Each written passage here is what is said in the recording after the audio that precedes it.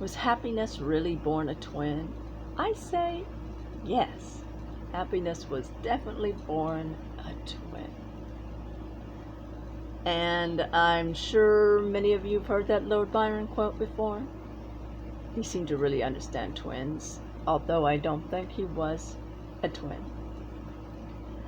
I know that most of you have heard of, obviously, twins. Some of you may have dated twins or fantasized about twins and what would it be like and all of that. I am not a fraternal twin. I am an identical twin. I don't know how many of you know that. I know I put it in a video before, but... And I have a few pictures over here. My sister and I. Don't know how well that's going to be seen. When we were babies, and this one was, we'll just say. Okay, I think this would have been the next one we were about. So it says September 15th. No, September 75. So we were about 6.5 or something, I think. Yeah, we were. Oh, were we not cute? There, I think that was me. That's me with the dog and my sister. We were getting ready to bathe my dog Ringo. She had one freckles. Yeah, they were part Australian Shepherd and Coyote. There's a nice combination. Oh, and that's when we were about 2 or 3 years old. At Gage Park in Topeka, Kansas. Oh, there's my original hair color right there. Auburn.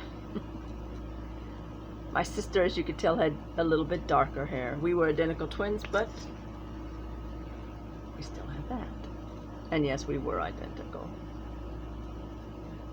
Although my hair did seem to be like a shade or two lighter, and her eyes a shade or two lighter, but we were identical. In fact, we loved being able to trick people, especially like our pastor and different people. Everybody knows I love purple now. All things purple, plum, lavender being my most favorite, obviously. But back in the day, I started out loving the color blue, and my sister red. So sometimes we would change it up, and she would go with blue and I would red, just to make people go, oh no. And we were also mirror twins, and I don't know how many of you have heard of that. We did not have, mirror twins is when you have identical twins, and when you say to raise your hand, they both raise up, like they're standing opposite. She would raise her hand over here, I would raise my hand over there. I'm left-handed and she was right-handed. So. And we, of course, always were inseparable. Of course, for the first few grades at school, we were in the same class, and then we got to 4th grade, teachers like, oh, we should separate them, because back then they thought it's not healthy for twins to always be. I personally think it's nonsense. But that's when they first started doing that type of thing. Not that it really bothered me so much, because we knew we always had each other. We could always go back with each other, we always had we were each other's best friend. It's like when you have that really, really best, wonderful friend, but they're like, they get to spend the night with you all the time. That was it. And we did, because we were in different classes, 5th and 6th grade as well. Of course, through junior high and the beginning of high school. Because, of course, then you have different classes anyway, right? But we would have, meet other kids in that class and have other friends, but we would still be friends with each other's friends as well. So, But it was really cool. Yes, of course, we did fight. I don't think your best your best bestie out there. I'm sure you had an argument with her. That every once in a while you have a fight with them. But you always make up, right? So, I mean, and that's how we were. So, when I was, think I was 6 going on 7, which we started a little later because we had the November birthday. So they started us in, we actually could have started earlier. The teacher said, because they hadn't really made that a rule yet, where if you start later, you know. We were getting ready to start kindergarten and the Lutheran school where we first went. But the teacher said, don't push them, don't push them. So, they asked us what we wanted to do. And, of course, like most kids, do you want to stay home and watch Captain Kangaroo? Or do you want to go to school? Do you want to sleep late and then watch Captain Kangaroo? Or do you want to go to school? What are they going to choose, right? So, we started later. So, we started in the Topeka Lutheran School, I still want to say, was it 74, 75? I don't remember exactly what, yeah, I'd have to count that back. But anyway, and I think it was somewhere between kindergarten and first grade when I started having issues and with my hearing. And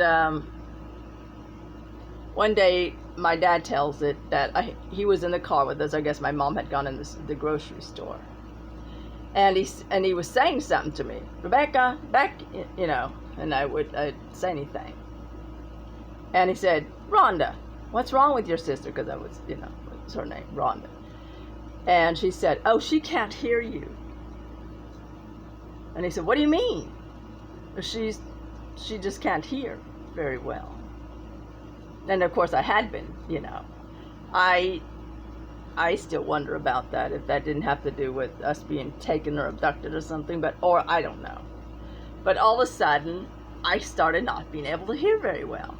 So they took me to the doctor, and come to find out, in both ears, I was 80% deaf. Yeah, if they would have still kept going on, chances are they wouldn't have caught it in time, and I would be doing sign language now. Although that might be interesting too, I don't know. But anyway, so while I was getting tubes put in my ears, it was all the ear infections I had when I was growing up that did that.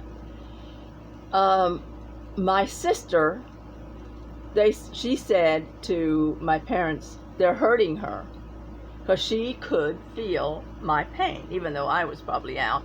Now, there was a part of me that was obviously feeling it, so. And she could always feel things, you know, like that. I don't remember feeling her pain as much, but she did mine.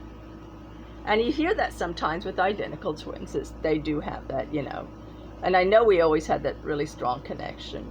And when she passed away, it was very tough on me. I actually ended up doing the eating issues and having like anorexia type of thing for a while, you know. But you know, it always still feels to me like there is still a part of me missing, even though I'm a whole person, part of me missing. You hear stories all the time where even with twins that end up being separated at birth sometimes, and they start coming together, you hear these stories about how their lives were so similar. It's like, you know, they're right there. They're exactly the same. Even though as we grew up, we started wanting different things. I liked always my hair longer. She liked her hair shorter. You know, we started like wearing just little different style of clothing, you know. But generally, you know, we were the same, pretty much. We are our own person, but the same. But you hear these stories where people, like I think there was a woman who was having like nausea pains and symptoms. I come to find, she was identical twin, of course. I come to find out she called her sister and she told her sister, because she hadn't been with the guy, but her sister was married, go get a pregnancy test. And guess what? Boom. If guys can have sympathy pains with their wives when they're pregnant, why can't it work with identical twins? I imagine it can. The close connection that, some would even say psychic, Well, we all are psychic anyway. It's just that we're not all wakened up to our abilities. But twins, I think, sometimes come a little closer, at least with each other, because they have that closeness. It's just undescribable, the closeness that we did share, And yes, I mean, I do wonder how our lives would have been, different had she still lived. And I'm sure in other timelines she is, But, there's so many stories out there about twins and their psychic abilities and their feeling each other's pain. And, we have that sometimes with our best friends. How much closer is that with identical twins, Just wanted to share a little bit of that. And I know it's a little bit of a different video, but still kind of cool. So what do you think about twins, psychic abilities? Have you heard any stories? A nice thought. And I wish everyone a wonderful Thursday, and over and out.